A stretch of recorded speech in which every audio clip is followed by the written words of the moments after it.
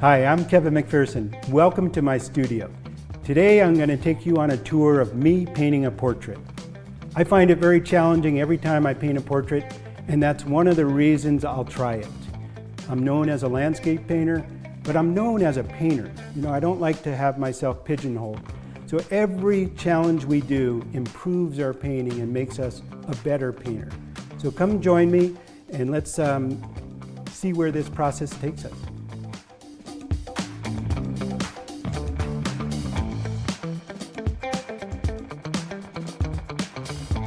Well, let's get started. First thing, let's introduce our model. Ron Rencher, a very well-known artist and friend of mine from many years back. I paint a lot of my artist friends, and I haven't painted him yet. So he was kind enough to come up and have to sit through this. And it's not an easy task. Well, thanks for joining me, Ron. Well, I was honored that you asked me, to be truthful, yes. It'll be fun to catch up. We both travel a lot as plein air painters.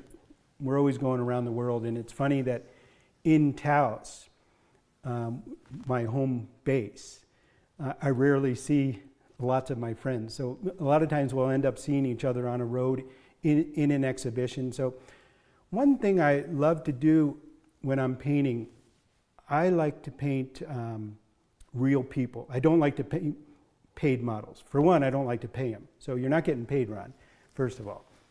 But when I do a painting, a portrait, I'll talk about that during the process here, the interaction I have, the conversation I have, not only the conversation with paint, which I always, that's how I think when I'm doing a painting. I'm actually having a conversation with my subject, whether it's landscape, still life, or a portrait, but also having a conversation with the model, learn about the model, learn about each other, and also try to keep them animated. So easily when you paint a portrait, it's not an easy task. Ron's not going to have fun sitting here for 3 hours. It's difficult to keep the blood alive in a model. So we set up Ron. I gave it a lot of thought. I have Northlight windows, but to do a studio presentation, a video, we have to kind of do a lot of other things, a lot of other preparation that makes it easy for you to see the process and also for me to paint the portrait. So ideally, if I'm just painting for myself, I don't have to worry about a lot of the other things that we had to set up to make it great. So the lighting is always a problem to solve, and often when I'm painting a portrait, I meet people in a situation like a coffee shop, and maybe the lighting is already existing that's interesting. So I'll maybe set up right in that place. But in the studio, we have our windows, we have light sources. So this particular day, I'm taking a warm light from below, almost as if he's sitting by a fireplace. And I have a cool light. Instead of the window light, we actually used studio lighting to mimic that, which is for the portrait painting and the video will make it a little bit more consistent. And so we can control some of those things. So our first course of action, obviously, is picking the model, finding a character that you like for whatever reason that may be. It could be a beautiful girl or a guy like Ron, perhaps. And I look for shapes and structure. And so every person I've painted, I always find a beauty about them. And it's interesting, too, I'll ask people that I've just met, I said, would you model for me? And they say, oh, I'm not pretty. They think they need to be pretty or beautiful. But as artists, we see different qualities when we're looking to do a painting, whether it's a landscape or a portrait. So, we're looking for shapes and combinations of lighting. So again, the beauty, what people think, is not necessary. We see the beauty. We see the beauty in shape, form, and color and atmosphere. So again, Ron has all those qualities I'm looking for, and with the lighting that we presented, I think we're going to have some nice shapes and challenges to work with. Painting a model takes a little bit of effort to choose your model, do the lighting as we talked about, choosing the clothes, choosing the palette, kind of getting a lot of things prepared ahead of time before the model comes. So it takes extra effort say, compared to going outside and painting. You know, that you don't have to ask the trees to pose for you. So there's a lot of things necessary to get into a place of mind, so that a lot of these technical issues are solved before you then can get into your space and be intuitive and relax, and then really focus on the real task at hand of looking at the model, choosing the colors, the shapes, the drawing, you know, so that it's two parts really. So we have now solved the first part. So now we have the job of posing the model. I often ask the model, once I have my general lighting, to look as if he's looking at the face of a clock and say, you know, let's start over here, Ron. And, you know, so I have him step by step saying, go 1 o'clock, 2 o'clock, 3 o'clock. And I squint my eyes down and I just kind of look at how the light is reacting on the forms of his head. So go ahead, Ron, and just kind of shift, you know, like 2 o'clock and stay there for a bit. And I like some of the things that are happening in his eyeglasses. The reflection of our lower firelight is quite nice here. Come look at me. Sometimes I find it a little bit awkward when we are both looking at each other so intently. It's a little tricky. That's a nice thing, but it sometimes gets us a little bit too symmetrical unless the light really gets it different, and it's a little awkward sometimes when we're staring straight at each other. Come over here a little bit, Ron. Yeah, I'm liking as he's moving this direction. I like that the warm light that's filling in the shadows from our faux fire is a bigger mass than the cooler light over here. A little bit more over there. Yeah, and this lighting, I think, yeah, that has some really nice form.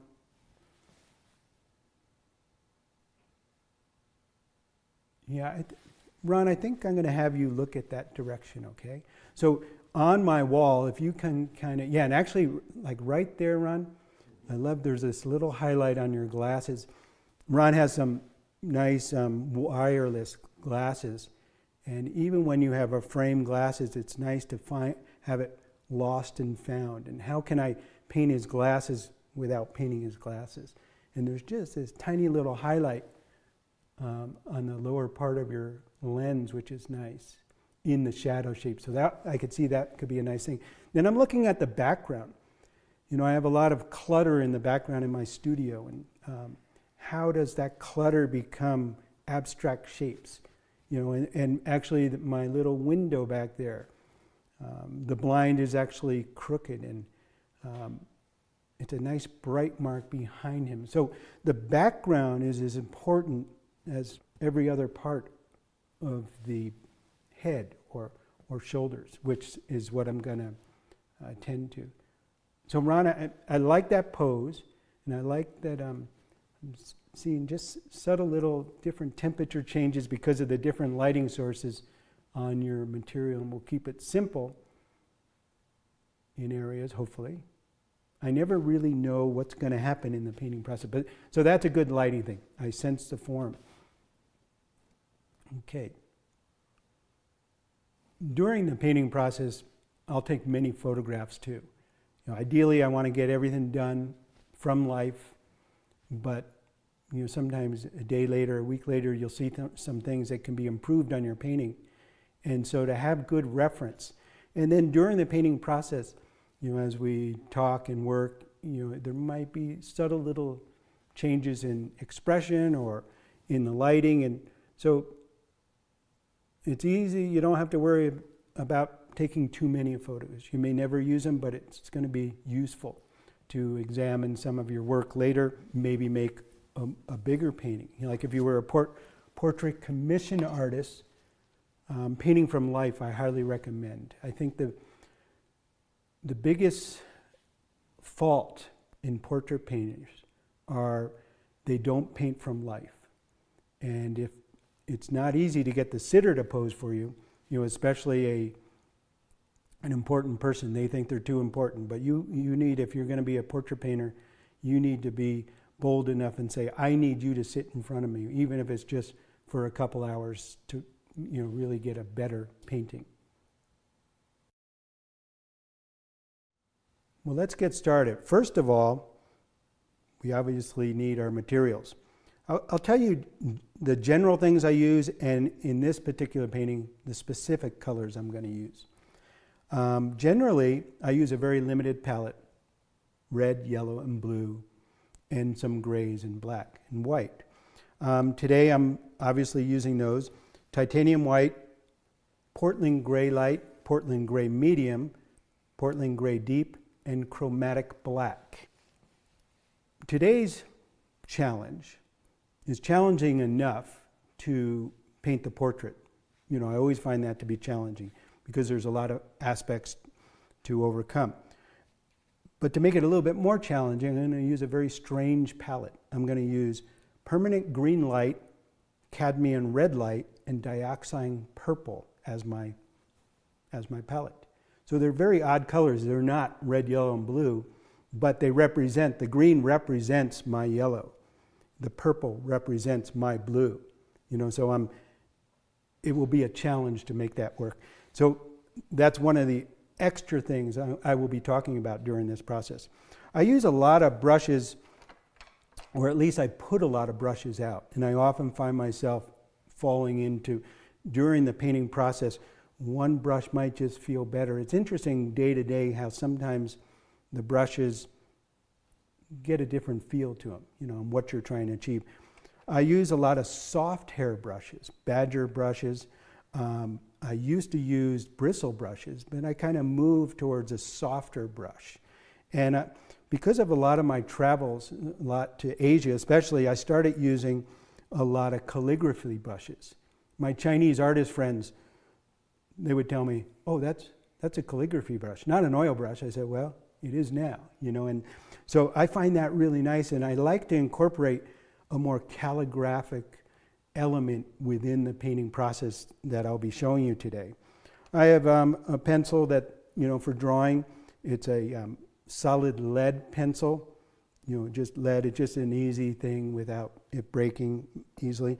And then sometimes I'll use a color pencil if I want to accent something, just so I know where I'm headed in there. May or may not use that. And then palette knife, mainly to clean my palette once in a while. I don't use it too much in the painting process, but mainly to clean my puddles and get clean work areas. I use Kleenex more so than paper towels. I just find it a little less distracting for me, and I don't get as messy, but I do get quite messy. I may or may not use Galkid light. When I lay in my beginning part of the painting, I often do that in value. And I like the kind of fluid, again, calligraphic effect of that. So I may dip into a little of this into the Gamsol odor-free solvent. Maybe some baby wipes that are good to wipe things off, keep my hands clean, but actually sometimes wipe some of the painting off. It pulls it back down to the clean canvas. The canvas I'll be using is a Raymark canvas.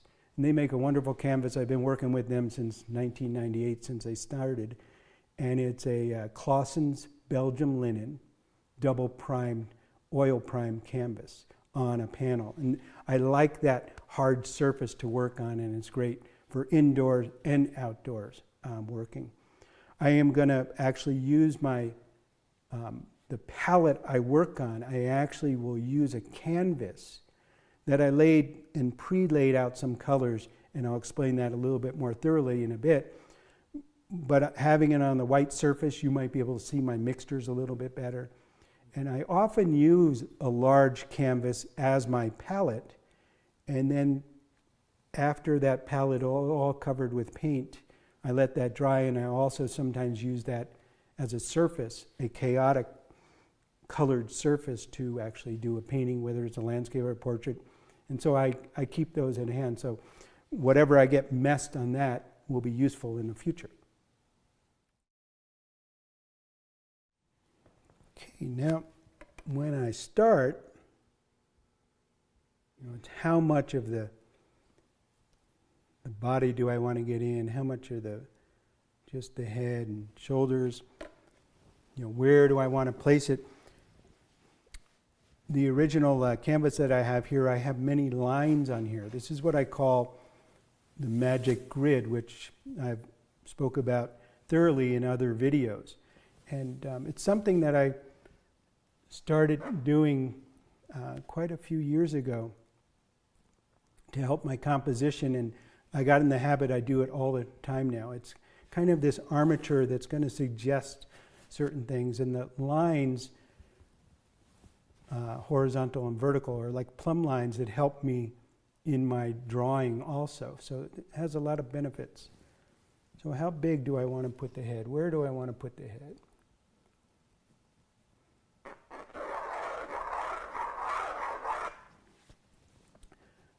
I'm going to fit it about right there. And let's see, some of these lines that were not done for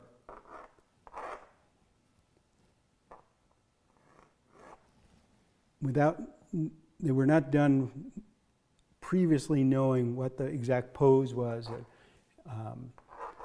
It kind of helps me be a little bit more creative with my composition. So you're going to see some lines that kind of magically house Ron's portrait in here without even knowing. So some of these plums, some of these angles will help me with my drawing perhaps. So I'm just feeling my way through this head now. When I paint landscapes, I rarely draw anything. But when I started doing portraits, I thought, taking a little bit of time to get a few things more in the correct place might be helpful.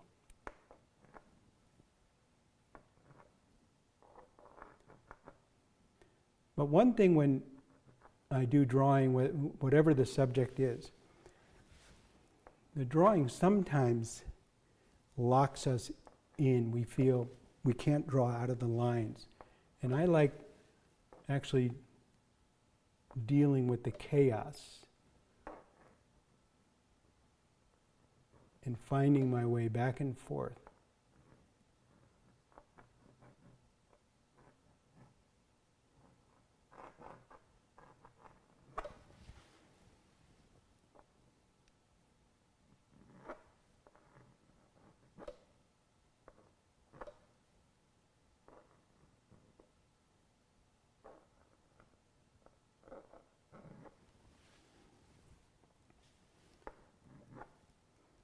When you see us hold up our pencil or brush, we're trying to find lines vertically or horizontally that will help get the drawing generally in place.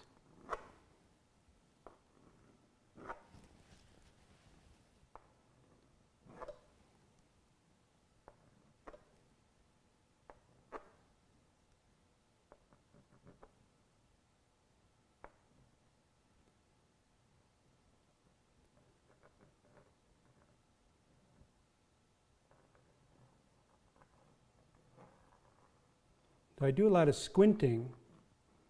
I'm a shape painter. I'm not a thing painter. And so I want to reduce my vision down to seeing, say, bigger parts than the smaller parts. I don't try to think about painting an eye, painting a nose. I try to find the abstract elements that kind of create that.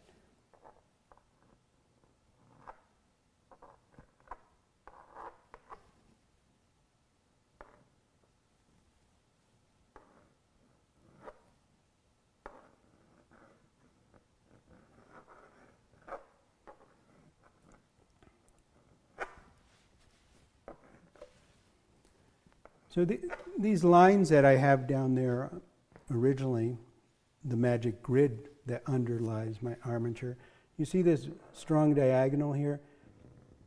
He has his vest on, and I could bring it down here, but I can also maybe let it lay that angle. So these angles might pick up on, or as I go lower in the thing, it might come back and fall on that. So whether I utilize that in the final, we'll see, but these are things that this grid gives me suggestions that I maybe wouldn't normally think about.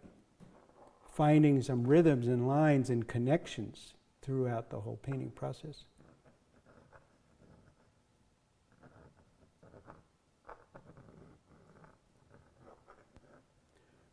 You see, I'm trying to have some accuracy, but it's not.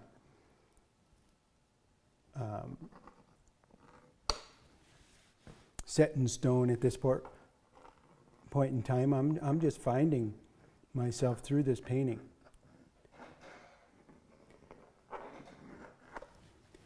And as I settle in and kind of find my spot, also Ron kind of will settle in also. And as we settle in, we will both need breaks, and we'll kind of get comfortable. And so when you're painting from life, you know, the model's going to shift a little bit. You're going to shift a little bit. You're going to start seeing some things that are maybe better to add or better to subtract. Here's an interesting thing. Again, this grid, I just put it down without really thinking, and the window behind Ron is an important part of the painting project. And you know, this line, actually my blinds are crooked back there, and it's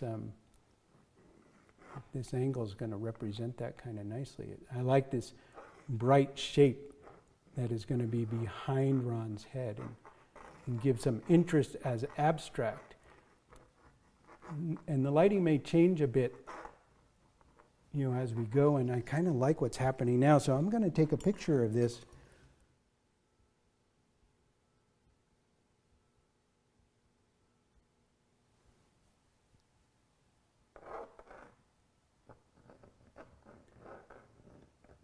So basically, I'm finding my way through the painting and kind of get a feel for shapes, feel for directions, using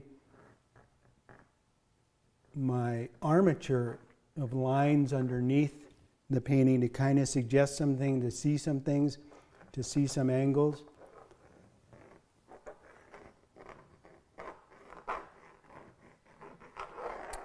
What I like to do in painting, Ron, you and I go back far many years. When did we first meet? Do you remember? Probably 87. 87 or so, yeah. And Ron was a watercolorist, well-known watercolorist. And I was doing oil, and it's funny, now Ron's a well-known oil painter. And just in recent years, I started playing around with watercolor. So it's fun for the challenges that we're doing here, and portraits too. I got into portraits, I did them years ago, 40 years ago or more, in illustration. But then I didn't do it for all these years. And then I went to China. I went to Shanghai. I rented a studio apartment for a month. I didn't know a word of Chinese. I didn't know a person. And I didn't paint portraits. So I just spent the whole month painting portraits. I meet people, ask them a pose, and then I would learn a little bit of the language. And a lot of the paintings I have in here are some of my language teachers and the friends I met along the way. And and what I liked about it, there was no pressure on me, because I didn't paint portraits. So I wasn't hard on myself if they came out good or bad. Nobody knew who I was. So there was no pressure on saying, oh, Ron is painting me, Kevin is painting me. That puts a lot of pressure on you. Even this painting, can I pull it off? I don't know. And so for an artist, I thought it was a great way to be free of those pressures that make us really feel creative. And so it just got me hooked. I really enjoyed the process. So, you know, since then, that was about 2010, I think, and then I kept on, you know, going lots of different places and painting portraits, adding that to part of what I do. And another interesting fact about painting portraits, you know, known as a landscape painter, the galleries, the collectors too, they don't necessarily want to see you try something different. Have you found that, Ron? Like, you know, if you're known for a landscape or known for watercolor when you made that transition to oil, that... Not yet. Yeah, so you know, you have to trust yourself that you're doing it for your reasons. Okay, I kind of felt my way through this now. You know, it's not a drawing of real accuracy or particular, you know, placements, but I kind of got a general feeling where it's going.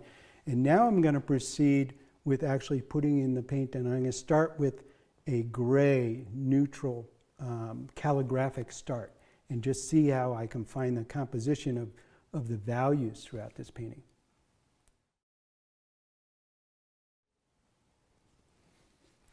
So I'm going to start with just black paint.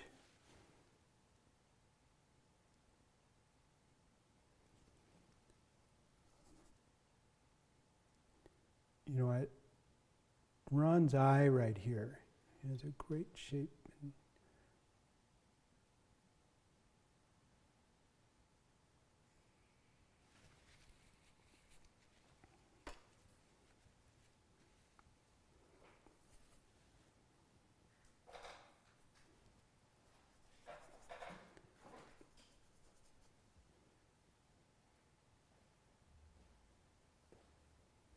Again, my drawing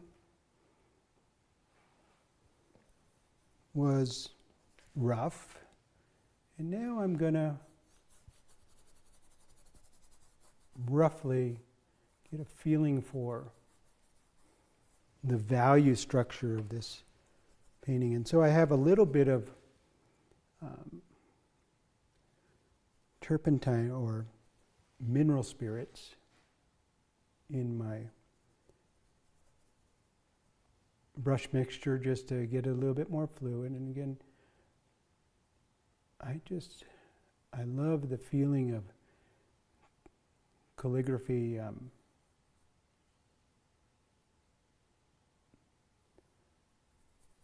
The way the brush feels, and this brush that I'm using, a calligraphy brush, in a way gives me less control. And starting out, again, being free,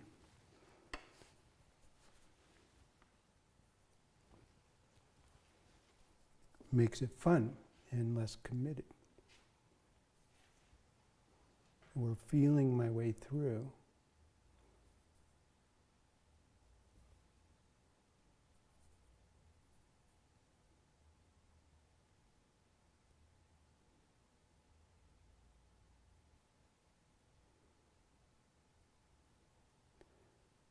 Whether I'm painting landscape or portrait, whatever the subject, I try to simplify the complexity of everything by breaking things into light and shadow shapes.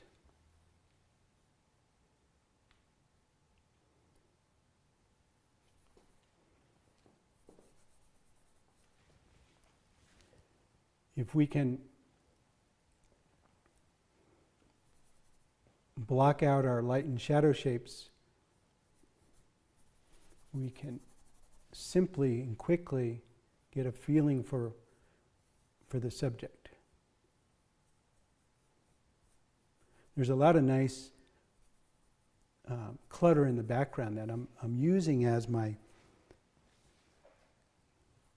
abstract shapes.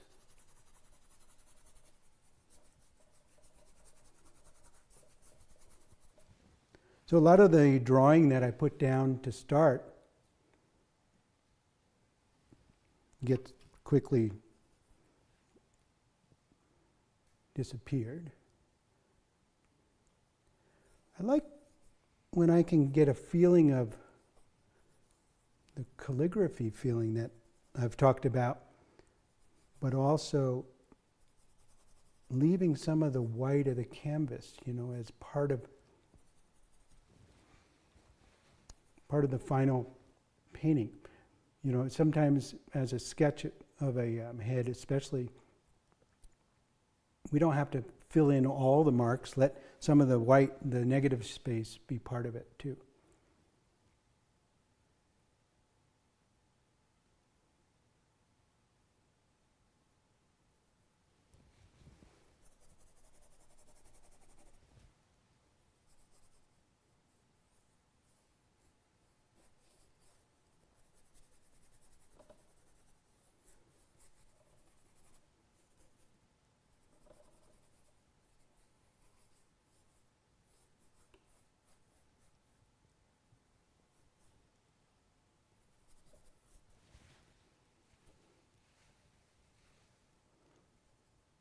Have you painted many portraits, Ron? Not very many, very few.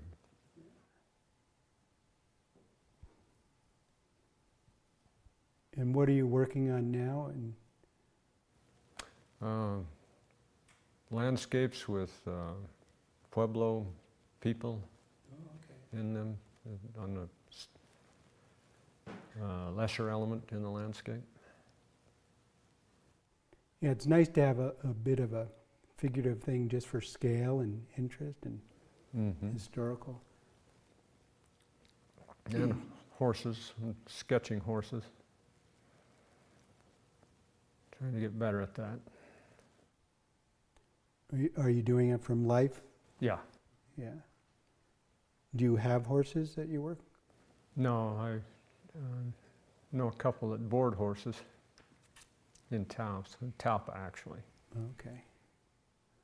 And they're so bored they want to pose for you? Pardon me? They're bored so they want to be a model? Is that what you mean? The horses don't make good models. They move around too much.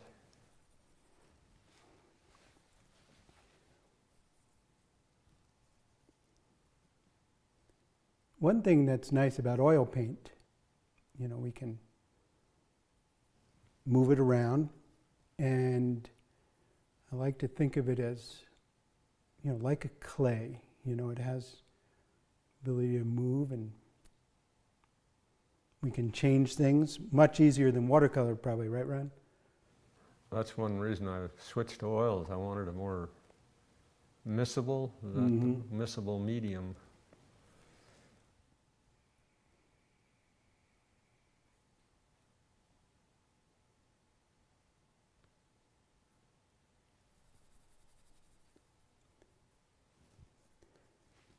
Often I'll do some portraits of people in this manner of more the calligraphic, black and white. And, I find that I actually, if I can pull it off, I like the effect just in that value. The value will hold on to a lot.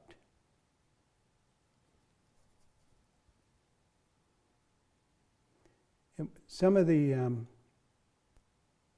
I'd say most of my students, when we're working out, full color, whatever it might be, are afraid that, if they have too much color underneath, that they can't continue anymore. But I find that, even with this, at places, relatively thick application of some of the gray paint, I'll still be able to put color on top of that. And what I like about the gray is, these are very neutral colors. And when you put another color on it, then the gray actually starts to pick up a quality of color. If I put a red on this gray, you'll sense a different flavor than if I put a purple on this. So gray being neutral, if some of it isn't totally covered, it gives kind of a vibration, a life to what's underneath it.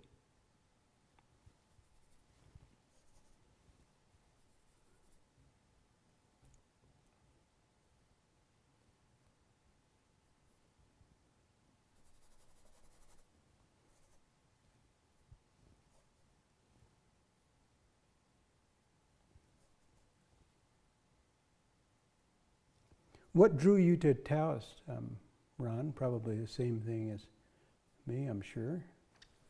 Oh, I thought it would be a good place to gain some notoriety. Mm. And I like the small town and the mountains. It's like similar to where I came from in Utah. When we both came in the 90s, or 80s rather, it was an exciting time, a good time for the art community. You know, people would come from all over the country to buy art. You know, art wasn't as accessible in all the small towns around the country, but Taos was unique in that, so people would come from all over the country to see the art. Now it's a lot easier to get art, you know, through the access of the internet and through, you know, so many different places in the country. But we had the opportunity, we met a lot of, pretty much any well-known artist came through Taos all the time. So we had a lot of opportunity. We can paint and meet artists all the time. We painted a lot with so many different ones around the area. Yeah, that was inspiring and encouraging. Yeah.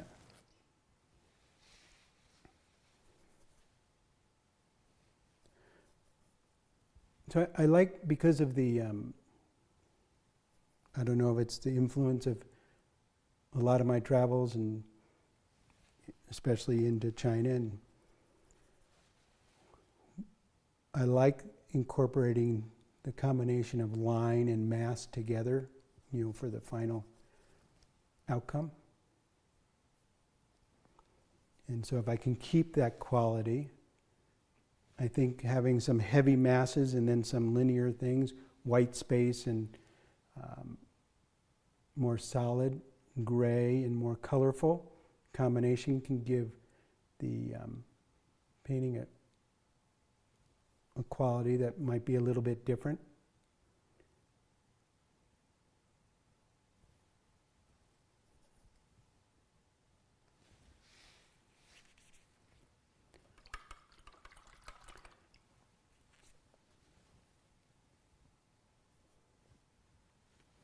So I could actually pull some things off with the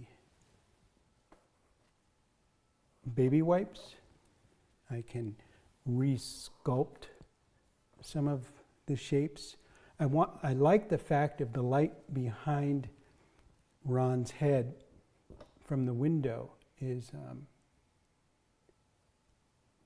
connected. I can connect it to his face. So anytime we can find some connections, you know, it can make our painting, simplifying the shapes. And, you know, I find that a simplified, simpler shape is a stronger shape. So how can we find some things that will move us around, connect us,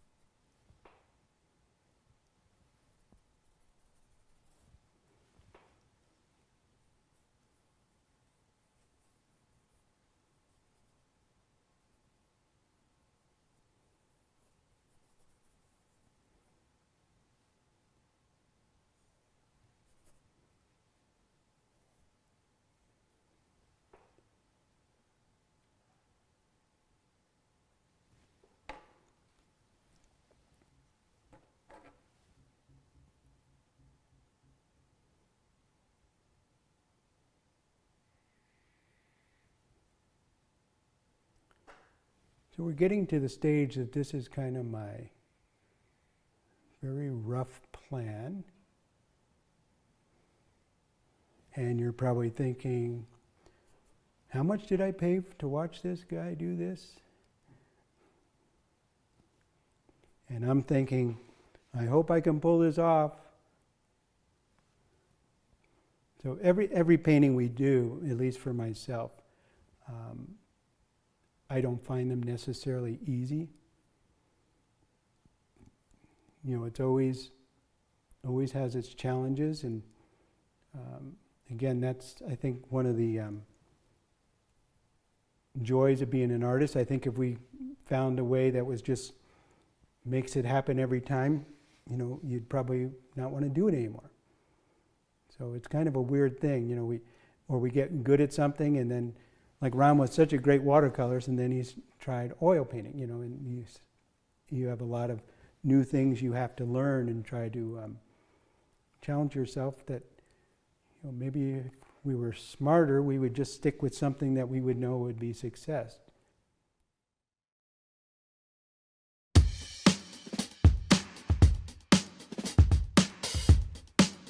Hi, I'm Kevin Macpherson. Welcome to my portrait workshop. In this workshop, we're going to start very organically and build our model up bit by bit in a very methodical way, but a very organic way. Something that gives you freedom to get to the finish. If you're somebody who wants to improve your painting, all around painting, not just portrait painting, I highly recommend this video. Learning should be fun. It should be challenging. It should engage you. It should make you cry, all the above. But if you can get on the right track fast, it's going to make your art journey so much more pleasurable. So come join me. I think I have a lot to share from all my years of knowledge, and I love sharing it. Teaching is one of the most rewarding things in my life, and I love for you to improve your paintings.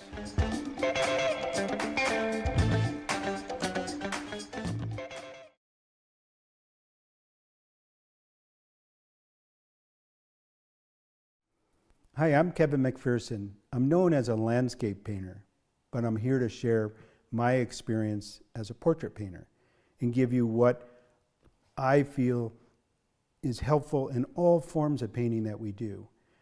Portrait painting is obviously a more difficult task in a sense, that we have to be accurate to make it look like the person.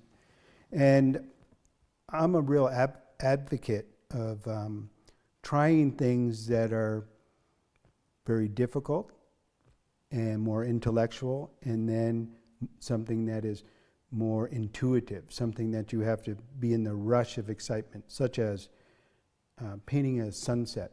We don't have time to be technical and be, in a sense, so thoughtful.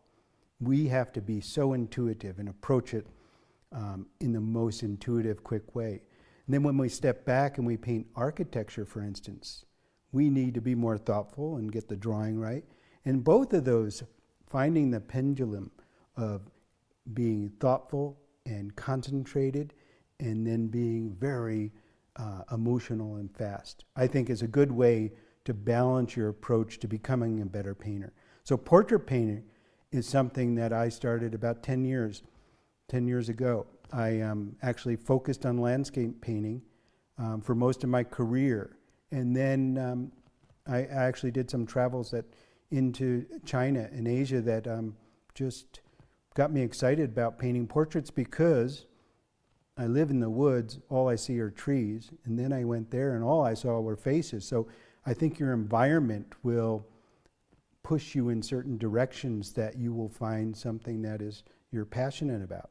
So the portrait painting, I think, is the perfect thing that improves all your skills in your painting endeavors, because we have to be accurate. And we're doing the same thing whether we're painting landscape, still life, or portrait. We're painting light, color, shape, form. And so that's our goal.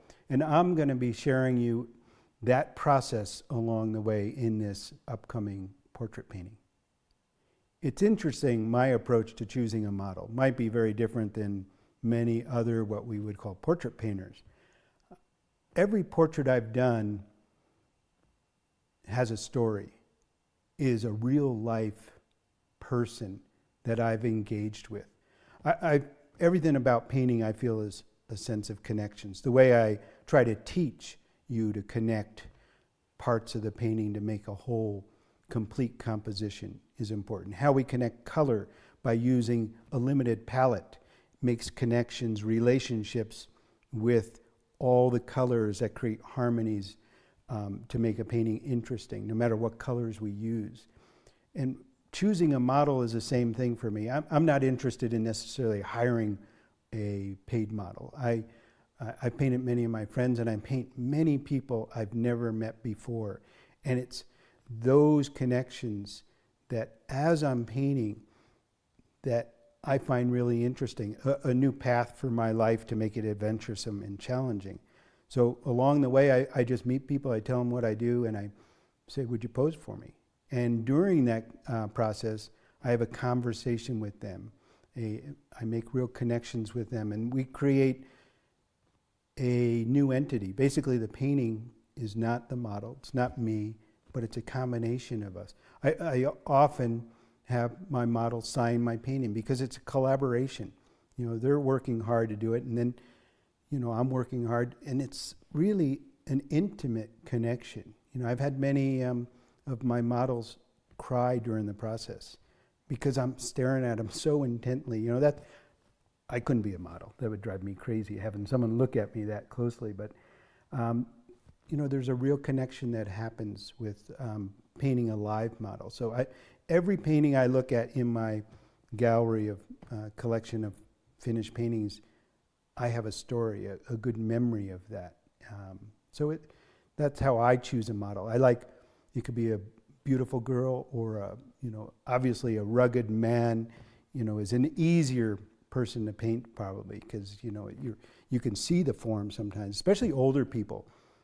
You know, you start to see the skull features and the muscle on top of the skull that makes it interesting for a painter to try to achieve that effect. But whoever it is, you know, everyone I paint, I find a beauty in their face, in their structure, in their soul, really. When you're working with them, there's a real beauty that happens. And many times when I ask someone, hey, I would love for you to pose, and the first thing is, oh, I'm not pretty, I'm not a model. But the artist finds things that are beautiful in shape, color, line. That's what our job is.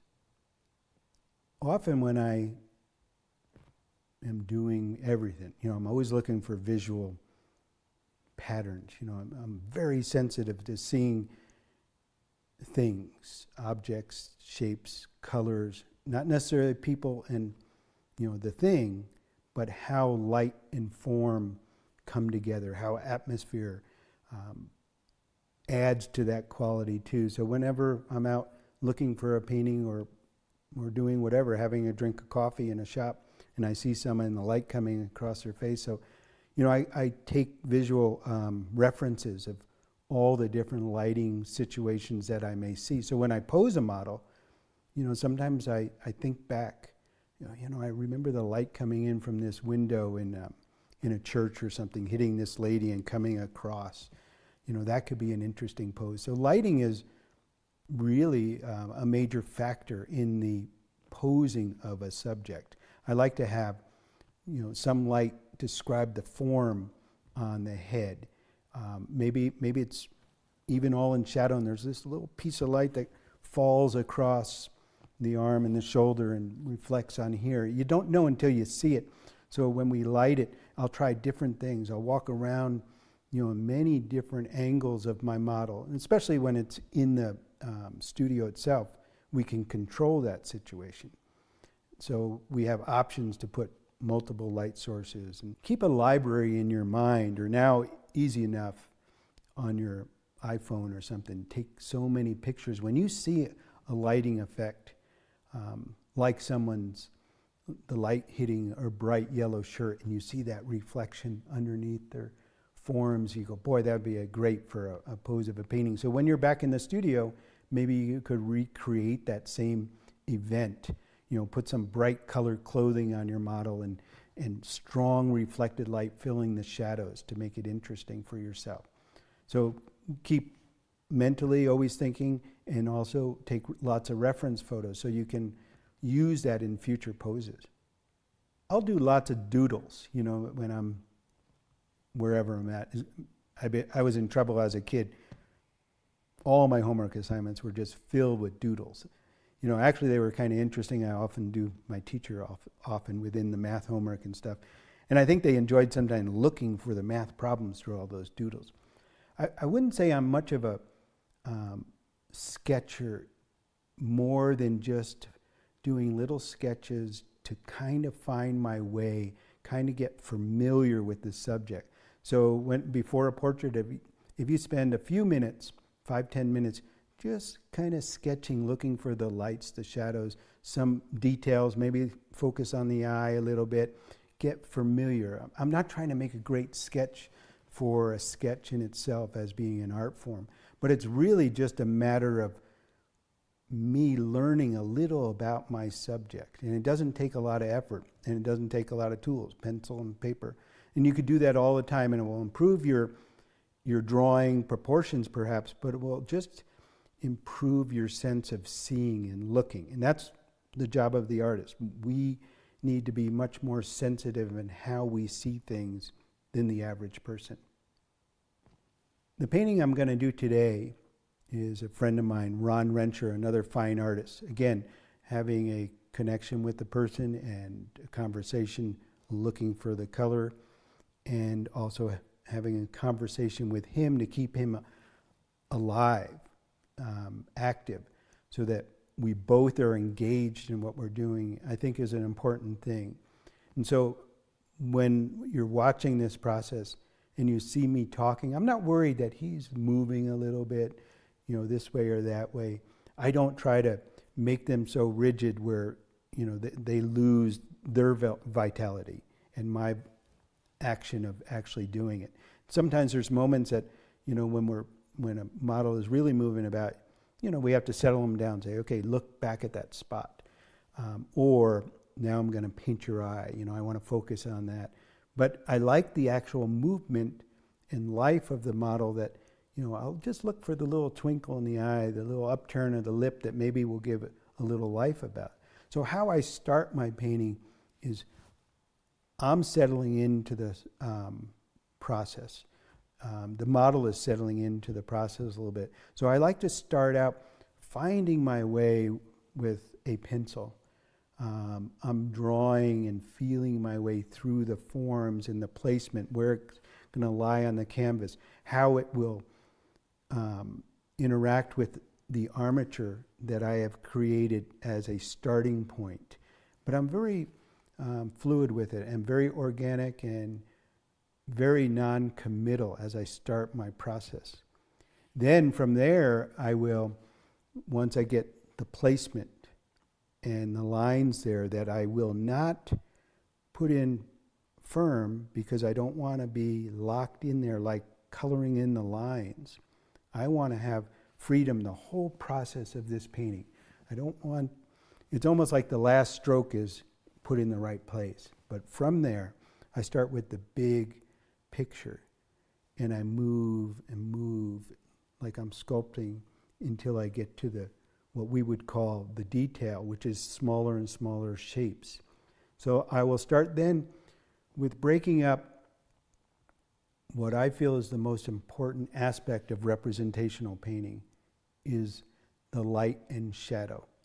And this will improve your paintings tremendously if you understand light and shadow, what the difference is, how to separate them. Simple. You can paint any subject quickly, any subject that will be so much better than 87% of any other artist out there who doesn't quite understand light and shadow. So I start with a value. Again, I have my sketch, now I put in the value in separating light and shadow. And I love to do it in a very calligraphic way.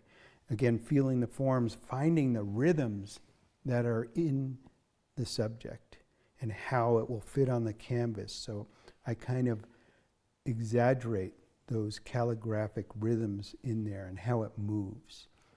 Then from there, I have my light and shadow pattern established in value. That's when I go into the color.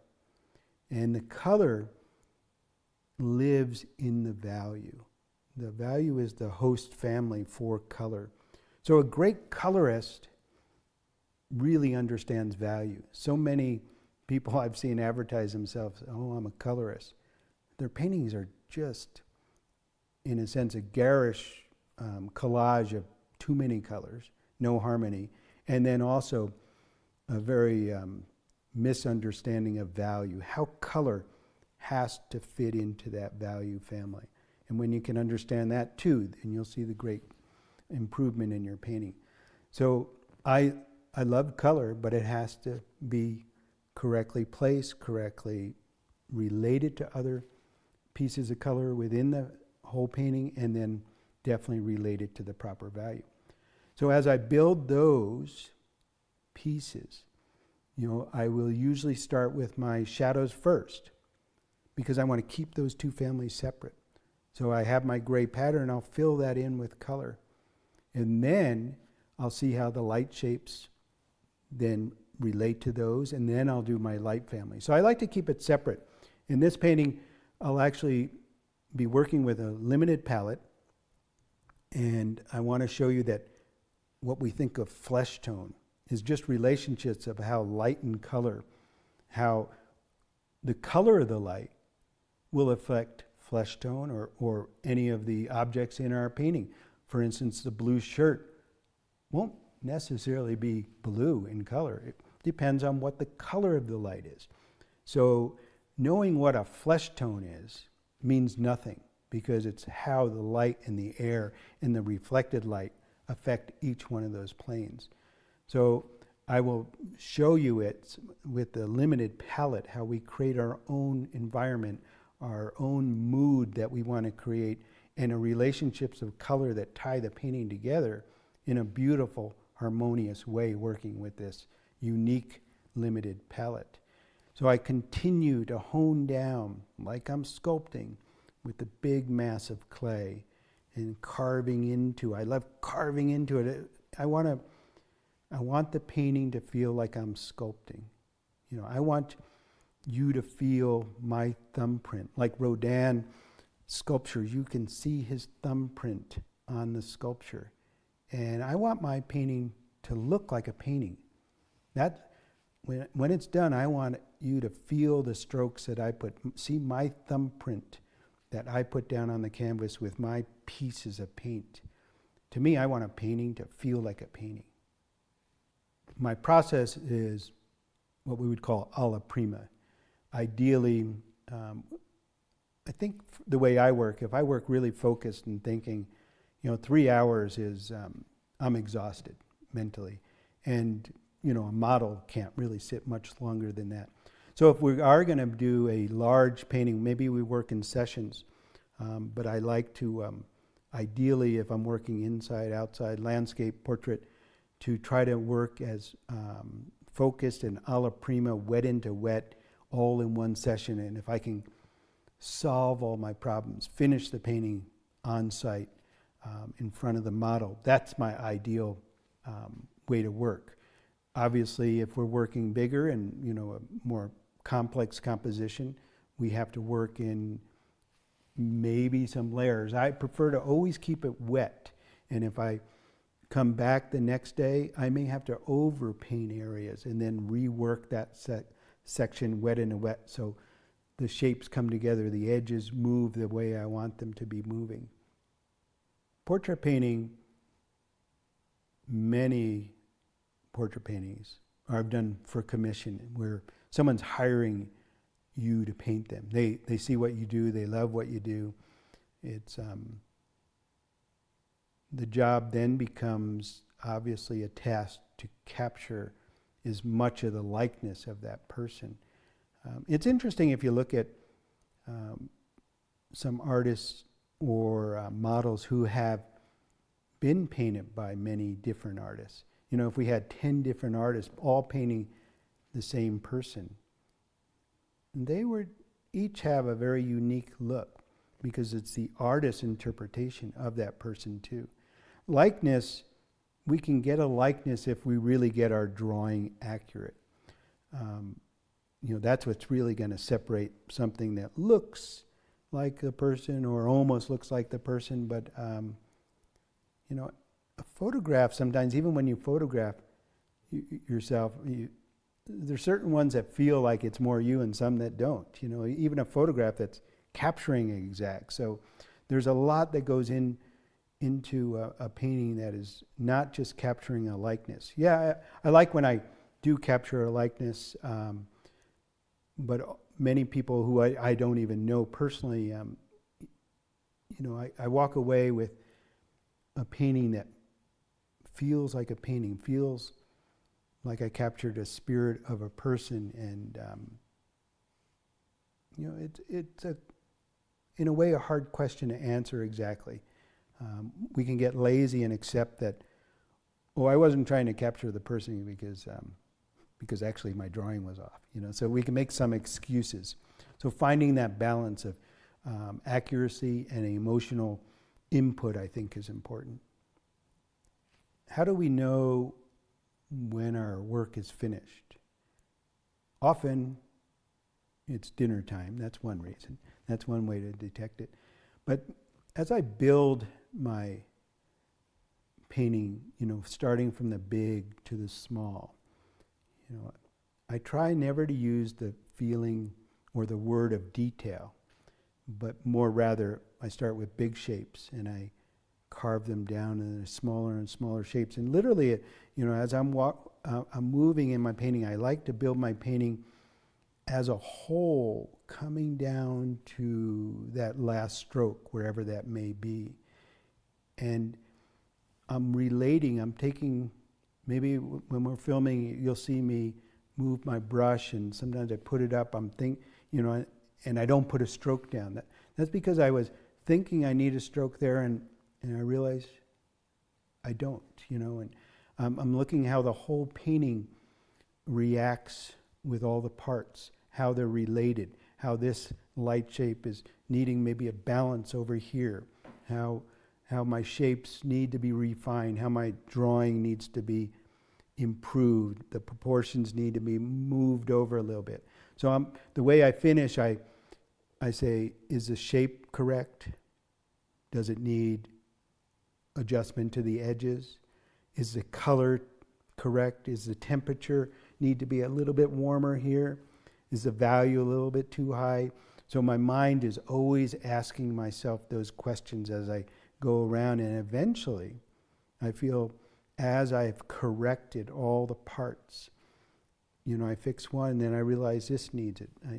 I want to make this lighter, but I need to make that darker, and all of a sudden my brush kind of continues to circle and I realize I'm done. It's interesting in our conversation, I don't think I mentioned eyes, ears, nose, mouth, you know, and we're painting a portrait, and I didn't even think about that, you know, but that's often what the beginner painter would initially think. Oh, I don't know how to draw, I don't know anatomy, you know, so I don't think about the things again, the eyes. Obviously, the knowledge of anatomy, you know, I went to university and studied illustration and anatomy courses, and, you know, built the human body from the bones up and with the muscles, and having that knowledge, it will definitely not hurt you, but that's not our end goal. I've seen some really awful art that just tries to prove they know all the muscle structure. It just doesn't look human to me. So knowing that is going to be good, but actually looking and seeing what the light and shadow creates, the patterns that create the eye. You know, maybe if we look at a 5 or 6 of my paintings and we just focus on some of the eyes and you blew them up big, there's this big, beautiful abstractions in themselves. And you wouldn't know their eyes, but we step back from them and they become an eyeball that's wet and glistening and round and captured by light. So we can study, the nose. And sculpture is a great way to learn about that too, and the eye and the form. So I definitely encourage you all to do that. But when we're actually painting, I don't want you to think about that. I want you to look at shapes and abstractions that create these forms. One of the best ways, if you're painting in the studio from a photograph, take a good portrait picture.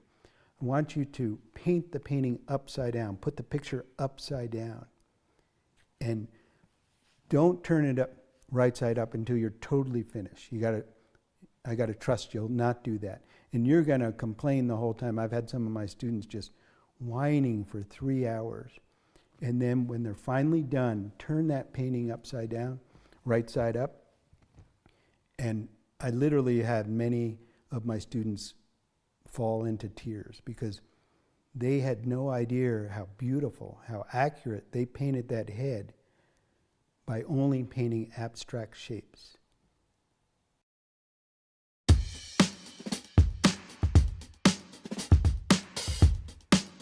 Hi, I'm Kevin Macpherson. Welcome to my portrait workshop. In this workshop, we're going to start very organically and build our model up bit by bit in a very methodical way, but a very organic way. Something that gives you freedom to get to the finish. If you're somebody who wants to improve your painting, all around painting, not just portrait painting, I highly recommend this video. Learning should be fun. It should be challenging. It should engage you. It should make you cry, all the above. But if you can get on the right track fast, it's going to make your art journey so much more pleasurable. So come join me.